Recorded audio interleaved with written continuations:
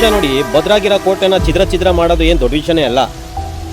ನಾನು ಹೇಳೋದು ಇಷ್ಟೇ, ಒಬ್ಬನ್ನ ಒಳಗಡೆ ಹಾಕ್ಬೋದು, ಇಬ್ಬರನ್ನ ಒಳಗಡೆ ಹಾಕ್ಬೋದು, 1000 ಜನನ ಒಳಗಡೆ ಹಾಕ್ಬೋದು, 2000 ಜನನ ಒಳಗಡೆ ಹಾಕ್ಬೋದು. ಆದರೆ ಅವ್ರಿಗಿರೋದು ಕೋಟ್ಯಾಂತರ ಅಭಿಮಾನಿ ಕಣ್ರಿ.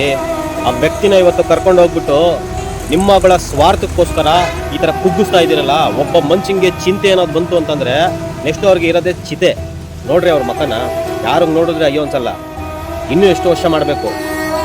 ಆದರೆ ಒಂದು ಮಾತಂತೂ ಸತ್ಯ, ಅವ್ರು ಅವತ್ತು ಲೈಟ್ ಬಾಯ್ ಆಗಿದ್ರಲ್ಲ, ಅವತ್ತು ಕುಗ್ದೇ ಇರೋಂಥ ವ್ಯಕ್ತಿ ಅವರ ತಂದೆಗೆ ಸಾವು ಬದುಕಿನ ಮಧ್ಯೆ ಹೋರಾಡ್ತಾ ಇರ್ಬೇಕಾದ್ರೆ ಅವರ ತಾಯಿ ಅಂದರೆ ಅವ್ರ ತಾಯಿದು ಕಿಡ್ನಿ ಕೊಟ್ಟು ಉಳಿಸ್ಕೋಬೇಕಾದ್ರೆ ಇರೋಂಥ ಟೈಮು ಅವತ್ತು ಕುಗ್ದೇ ಇರೋಂಥ ವ್ಯಕ್ತಿ, ಅವರು ಫಿಲಮ್ ಇಂಡಸ್ಟ್ರಿ ಪ್ರತಿಯೊಂದು ಇಜ್ಜೆ ಇರಬೇಕಾದ್ರೆ ಕುಗ್ದೇ ಇರೋಂಥ ವ್ಯಕ್ತಿ ಇವತ್ತು ಈ ಮಟ್ಟಕ್ಕೆ ಕುಗ್ಗಿಸ್ತಾ ಇದ್ದೀರಾ ನೀವು ಅಂತಂದರೆ ಅದಕ್ಕೊಂದು ಆನ್ಸರ್ ಸಿಗುತ್ತೆ.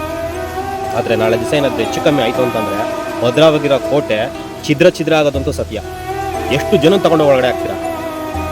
ಒಬ್ಬ ವ್ಯಕ್ತಿ ಇವತ್ತು ಅನ್ಎಜುಕೇಟೆಡ್ ಫ್ಯಾನ್ಸ್ ಅಂತ ಹೇಳ್ತಿರಲ್ಲ ನೀವು, ಅವರ ಫ್ಯಾನ್ಸು ಇವತ್ತು ಎಜುಕೇಟೆಡ್ ಆಗಿರೋದಕ್ಕೆ ಇವತ್ತು ಬಾಯಿ ಮುಚ್ಕೊಂಡಿದ್ದಾರೆ. ಏನಕ್ಕೆ ಅಂತಂದರೆ ನಾಳೆ ದಿವಸ ಅವ್ರಿಗೆ ಏನಾದರೂ ತೊಂದರೆ ಆಗಬಾರ್ದು ಅಂತ.